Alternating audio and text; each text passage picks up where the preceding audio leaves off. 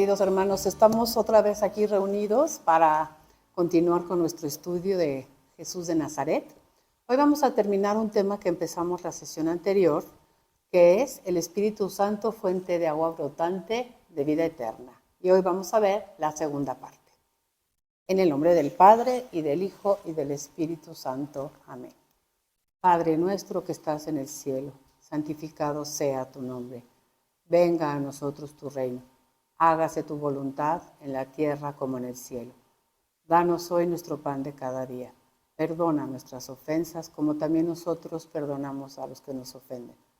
No nos dejes caer en la tentación y líbranos del mal. Oh Espíritu Santo, don de Dios y fuerza de lo alto, fuente de agua brotante de vida eterna, desciende y mora en nuestros corazones. Haznos verdaderos adoradores del Padre, condúcenos a la plenitud de la verdad y transfórmanos en testigos de Jesús para llevar su nombre hasta los confines de la tierra. Amén. Y precisamente una de las frases de la oración que acabamos de hacer es la que vamos a estudiar hoy. Haznos verdaderos adoradores del Padre. ¿Cómo se es un verdadero adorador del Padre? ¿Quién es el Padre? Jesús está revelando poco a poco el misterio de la Santísima Trinidad. Y hoy va a invitar a su auditorio a ver a Dios como Padre. Para un judío en el Antiguo Testamento, Dios era Yahvé, el Señor. Padre era en el sentido de todo el pueblo. Cuando Dios habla de mi pueblo, dice, tú eres mi primogénito, pero pueblo, en plural. Incluso cuando enseña el Padre Nuestro, dice Padre Nuestro. Pero hablar de Dios, Yahvé, como Padre es una novedad que corresponde a la revelación que nos va a traer Jesús. Y eso lo vamos a estudiar en el segundo cuadro de este tema que estamos viendo, que es el Espíritu Santo, fuente de agua brotante de vida eterna. La clase anterior vimos la primera parte, vimos la introducción, vimos una primera parte que se llama el misterio del agua viva y hoy vamos a ver la segunda parte que se llama la adoración al Padre. La primera parte fue Jesús que llega a Samaria, que se sienta cansado en el camino, que tiene un encuentro con una mujer samaritana y van a pasar varias cosas. Decíamos que a través de un diálogo con la samaritana, Jesús le va a ir revelando poco a poquito quién es Él y ella va a ir creciendo en el conocimiento de quién es Jesús a través de ese diálogo. Y eso es de las enseñanzas que tenemos que recuperar de aquella clase. Es decir, solamente a través de mi diálogo con el Señor, solamente a través de un diálogo íntimo de amigos en el corazón, a través de la oración, es como vamos a ir creciendo en nuestro conocimiento de quién es Jesús. Dios nos habla a través de su palabra y Él nos va revelando poco a poquito quién es Él, según nosotros vamos siendo capaces de comprender. A unos a una edad, a otros a otra, pero el Señor se está revelando a cada uno de nosotros como se reveló con la samaritana. Y le hizo unas revelaciones bien importantes. Le dijo, hay un agua que yo tengo que es misteriosa por su origen, un agua que es misteriosa por su naturaleza, calma la sed para siempre y se convierte en quien la bebe en agua brotante de vida eterna. Y habíamos terminado explicando qué era esto de tener vida eterna, ¿no? Y vida eterna, según el Evangelio de San Juan, según Juan 17:3, es tener conocimiento de Dios y tener conocimiento de Jesús. Pero conocimiento es tener una relación. En eso consiste la vida eterna. Y habíamos terminado diciendo, todos podemos tener vida eterna, según la teología de San Juan, ya hoy. No tenemos que esperar para morirnos, para tener una relación de intimidad con Dios. La podemos tener desde ahora. Jesús quiere que tengamos vida eterna y nos da el agua de su Espíritu para que el Espíritu Santo se una a nosotros y nos ayude a tener esta relación con Dios, que es fuente de vida eterna. Fíjense cómo nunca dice es fuente de eliminación de problemas, ¿no? Muchas veces muchas personas nos queremos acercar a Dios y pensar que acercarse a Dios nos va a quitar problemas, para nada. La vida sigue, pero la vida al impulso del Espíritu Santo, la vida cerca de Jesús, la vida de adoración al Padre, es una vida muy diferente que una vida solitos. Entonces vamos a empezar hoy nuestro segundo cuadro, que es la verdadera adoración al Padre, y esta va a empezar en el capítulo 4 del Evangelio de San Juan, en el versículo 16. Había terminado la tercera interlocución con una palabra en el versículo 15 que decía, le dijo la mujer, Señor, dame de esa agua para no volver a tener sed y no tener que venir aquí a sacarla. Habíamos dicho que en el Evangelio de San Juan es muy frecuente que Juan nos entregue su doctrina a través de diálogos. Y este es un diálogo que San Juan elabora entre Jesús y la samaritana en 7 interlocuciones. 7 quiere decir plenitud. Podríamos decir teológicamente, literariamente, bíblicamente es un diálogo perfecto. El primer cuadro vimos 3 interlocuciones. Hoy vamos a empezar con la cuarta. La cuarta interlocución va a ir del versículo 16 al versículo 17. Los leemos. Él le contestó, vete, llama a tu marido y vuelve acá. Fíjense cómo hay un cambio de tema. Ya no estamos hablando del agua. Ahora estamos hablando de la intimidad de la mujer. Vete, llama a tu marido y vuelve acá. Y la mujer le dijo, no tengo marido. Jesús le respondió, bien has dicho que no tienes marido, porque has tenido 5 y el que ahora tienes no es marido tuyo. En eso has dicho la verdad. Fíjense cómo Jesús le empieza a mostrar que él tiene un conocimiento de su vida íntima, pero como sin denunciarla. Hay una palabra en el libro, en la página 82, al final, que dice así. Esta intervención de Jesús tiene por objeto no tanto sembrar en ella un sentimiento de arrepentimiento y contrición por la historia de su vida, cuanto manifestarle que el hombre con el que ella está hablando tiene un privilegio especial, penetrar sobrenaturalmente los corazones, que era un privilegio concedido por Yahvé a los antiguos profetas. Fíjense qué bonita manera de leer la Escritura. Nosotros hubiéramos pensado, uy, Jesús ya le está diciendo que es una mujer que ha tenido 5 maridos, porque le pasamos a Jesús actitudes nuestras muchas veces. Y nosotros somos los que nos fijamos en cuántos maridos lleva la pobre mujer. Jesús está revelando las palabras que ha oído de su Padre. Él está revelando misterios enormes, no está denunciando el comportamiento de la mujer. Y ahora diciéndole, conozco lo que hay en tu interior, ya sé que has tenido 5 maridos, ya sé que el que tienes ahora no es tu marido, pero no hay ningún problema. Quiero que sepas algo más sobre mí. Y entonces la mujer, en la quinta interlocución, va a contestarle, Señor, veo que eres un profeta. Claro, ¿quién puede leer los corazones sino un profeta, bíblicamente? Entonces la mujer ha crecido en su conocimiento de quién es Jesús, de judío, a llamarle Señor, y ahora dice, no, estoy ante un profeta, este es un personaje.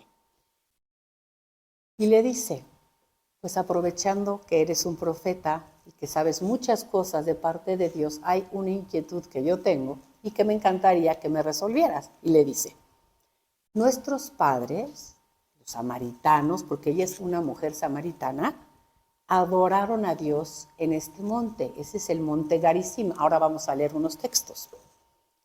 Pero ustedes, los judíos, dicen que el lugar donde se debe de adorar a Dios es en Jerusalén. Entonces, si tú eres un profeta, ¿por qué no pasas a resolverme esta duda que tengo sobre dónde es legítimo adorar a Dios? ¿Sí? ¿En el monte Garizim o en Jerusalén, ¿no? Y es que para los samaritanos el monte Garizim tiene toda una historia. Ahí ellos localizaban muchos pasajes bíblicos. Por ejemplo, para ellos ahí fue el lugar donde Abraham iba a sacrificar a su hijo Isaac. Entonces, para ellos bíblicamente el monte Garizim es importante, ¿no? Pero ellos también habían erigido ya más adelante, por ahí de el 444 a.C., en tiempos de Nehemías, habían erigido sobre el Garizim un templo. ¿Pero por qué tenían que haber erigido un templo? Porque habían ya enemistades entre judíos y samaritanos y no podían ir a adorar a Jerusalén. Entonces, habían erigido un templo, vamos a decir entre comillas, un templo rival del templo de Jerusalén. Vamos a leer unos textos. Vamos a leer primero Deuteronomio 27:12 para ver qué es este lugar, el Garizim. Deuteronomio capítulo 27, versículo 12, dice así. Moisés había ordenado al pueblo: estos son los que se situarán en el monte Garizim para dar la bendición al pueblo cuando hayáis pasado el Jordán. Se van a establecer ahí Simeón, Leví, Judá, Isaacar, José y Benjamín. Un lugar desde tiempos de Moisés. Ahora vamos a leer el libro de Josué, que es el que sigue, en el capítulo 8, en el versículo 33. Josué 8:33. Voy a leer desde el versículo 32. Josué escribió ahí mismo sobre las piedras una copia de la ley que Moisés había escrito delante de los israelitas. Y todo Israel, sus ancianos, sus escribas y sus jueces, de pie a los lados del arca, delante de los sacerdotes levitas que llevaban el arca de la alianza de Yahvé, todos, tanto forasteros como ciudadanos, se colocaron la mitad en la falda del monte Garizim y la otra mitad en la falda del monte Ebal, según la orden de Moisés que había recibido de Yahvé. Vean cómo para los samaritanos el monte Garizim es un lugar que estaba lleno de recuerdos bíblicos. Y por último me gustaría leer el texto de Segunda de Macabeos en el capítulo 6, en el versículo 2, voy a leer desde el versículo 1, que dice, Segunda de Macabeos, capítulo 6, versículo 1. Poco tiempo después, el rey envió al ateniense Geronta, estamos hablando ya del año 165 a.C., para obligar a los judíos que abandonaran las costumbres de sus antepasados y dejaran de vivir según las leyes de su Dios. Fue un momento muy triste en la historia de Israel.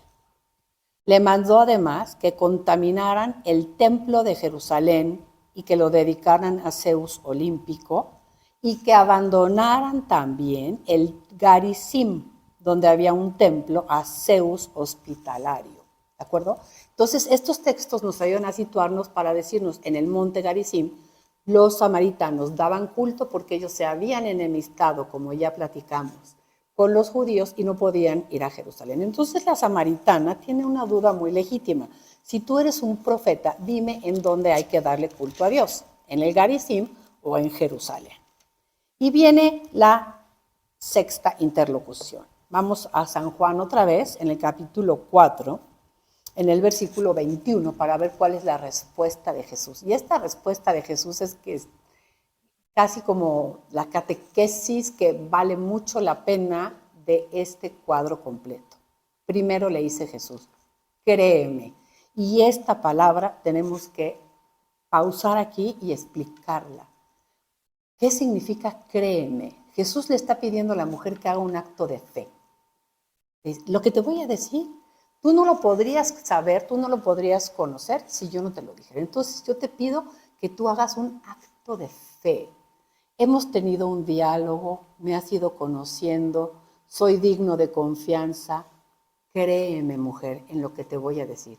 Fíjense cómo Jesús no le dice, te voy a decir algo para que lo entiendas, sino créeme, el acto de fe, la importancia del acto de fe. Una de mis maestras, que admiro mucho, constantemente nos dice, hay que repetirnos a lo largo del día, Señor, yo creo en ti. Hacer el acto de fe constantemente. Yo creo en ti, Jesús. Yo creo en ti. Jesús, yo creo que tú eres el Hijo de Dios, porque es algo que no podemos comprender, pero es algo que sí podemos ir creciendo en nuestro interior. Señor Jesús, yo quiero creer, yo creo en ti. Entonces Jesús le pide un acto de fe, ¿sí?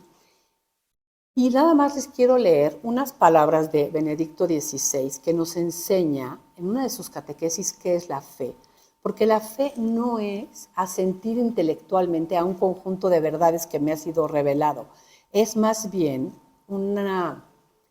algo que involucra la vida de la persona, es un encuentro vital. Es decir, yo te conozco, yo me confío a ti y yo me entrego a ti. ¿Cuántas veces nos han dicho o han dicho de nosotros, esta persona se dice muy cristiana, se dice muy creyente, pero no se le nota? A eso es a lo que nos queremos referir. Les voy a leer un texto de Benedicto XVI que dice: es necesaria una renovada educación en la fe que comprenda ciertamente un conocimiento de sus verdades, pero sobre todo nazca de un verdadero encuentro con Dios en Jesucristo, amarle y confiar en Él, de forma que toda la vida esté involucrada en ello. La fe no es un simple asentimiento intelectual del hombre a las verdades particulares sobre Dios. Y esto es lo que quiero subrayar. Es un acto con el que me confío libremente a un Dios que es Padre y me ama, que es adhesión a un tú que me dona esperanza y confianza. Fíjense cómo hablamos de relación. Estamos hablando de relación. Mi fe es una relación con una persona. Mi fe no es, voy a contestar un examen sobre unas verdades que me han enseñado. Eso no es mi fe. Esa es la doctrina que se desprende de mi fe. Pero mi fe tiene que nacer de un encuentro con Jesús. Por eso Jesús se atreve a decirle esa palabra a la mujer. Por eso le dice, créeme, ya te has encontrado conmigo, llevamos un tiempo ya platicando, te revelando misterios íntimos del corazón de Dios. Ahora te pido que hagas un acto de fe. Y le dice, créeme, mujer. ¿Y qué es lo que la mujer tiene que creer? Llega la hora en que ni en este monte ni en Jerusalén adoraréis al Padre. La mujer hubiera esperado que Jesús le dijera, adoraréis a Yahvé. Y sin embargo le dice, adoraréis al Padre. Vosotros adoráis lo que no conocéis. Nosotros adoramos lo que conocemos, porque la salvación viene de los judíos. Pero llega la hora, y ya estamos en ella, en que los adoradores verdaderos adorarán al Padre en espíritu y en verdad, porque así quiere el Padre que sean los que le adoren. Dios es espíritu, y los que adoran deben adorar en espíritu y en verdad. Yo creo que ya aquí ya nos perdimos muchos, porque es un texto larguísimo, como que en el Evangelio de San Juan, un versículo nos daría para una plática entera, ¿no? Y ahorita leímos un versículo muy largo, y ese es el estilo de San Juan.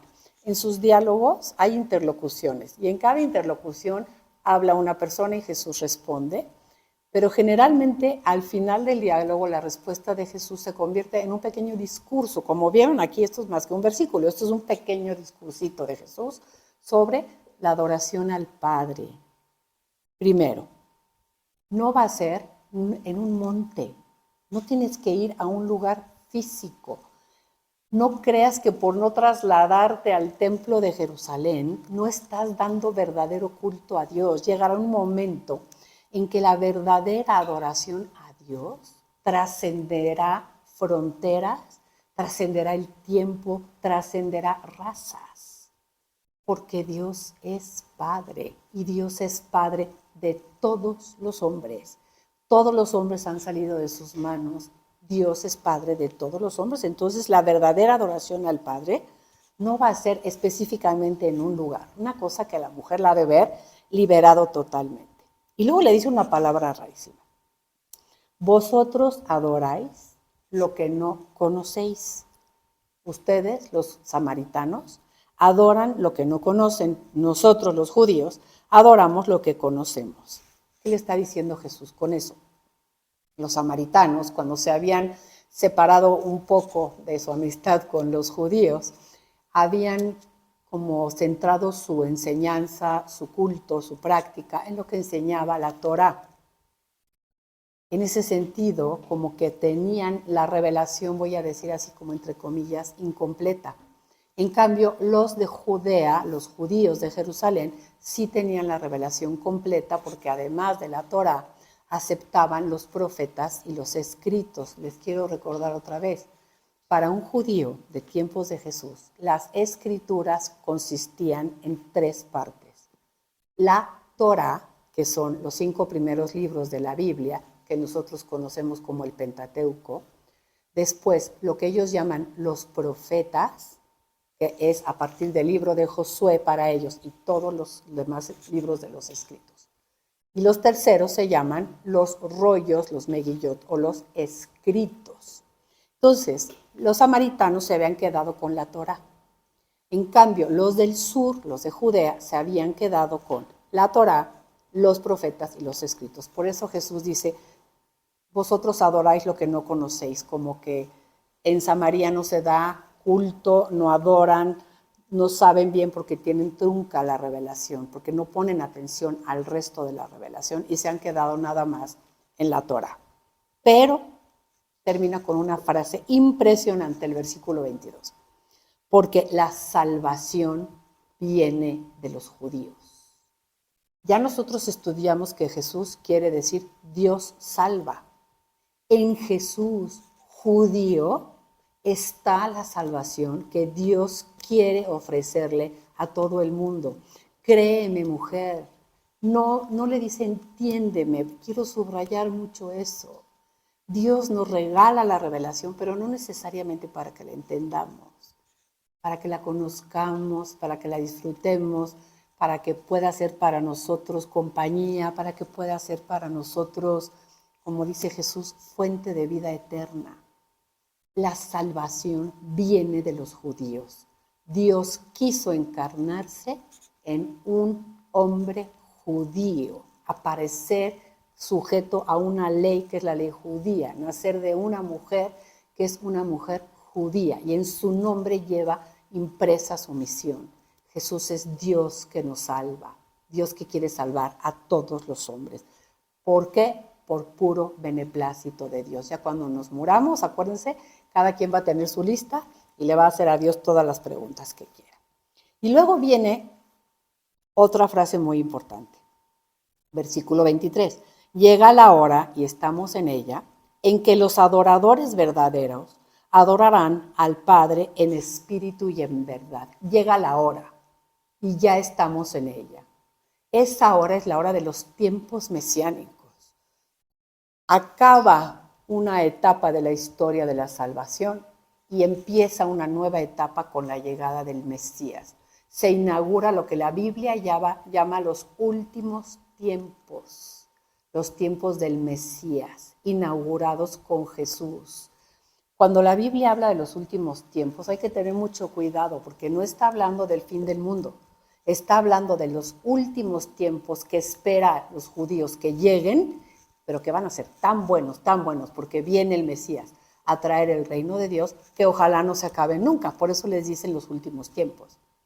Y Jesús dice, llega la hora y ya estamos en ella. Esta es la hora en la que la verdadera adoración a Dios, que es el Padre, no será en templos específicos, sino que la verdadera adoración al Padre va a tener 2 características. Dice, adorarán al Padre en espíritu y en verdad. Entonces vamos a analizar cada una de ellas. Primero, la adoración en espíritu. Cuando se trata del Evangelio de San Juan, cada palabra del Evangelio de San Juan hay que tomarla en 2 sentidos. El sentido llano, el sentido fácil, el que se lea la letra, y luego, tratándose del Evangelio de San Juan, saber que siempre hay un sentido mucho más profundo. Adorar en espíritu, a nivel así sencillo, es un culto espiritual, más que un culto material de ritos, más que un culto sacrificial como estaban acostumbrados en el templo de Jerusalén, que una acción de gracias, un sacrificio, una petición de perdón de pecados, otro sacrificio, un sacrificio de común unión, otro sacrificio.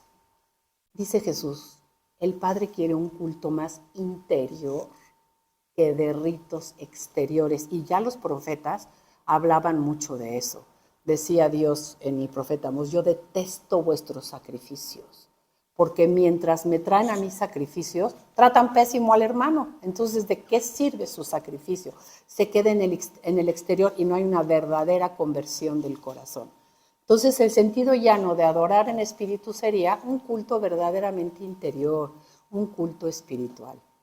Pero, tratándose de San Juan, adorar en espíritu con E mayúscula sería, literal, adorar al impulso del Espíritu Santo. Ponerme yo en oración y decirle, Espíritu Santo, quiero adorar al Padre en espíritu, al impulso del Espíritu.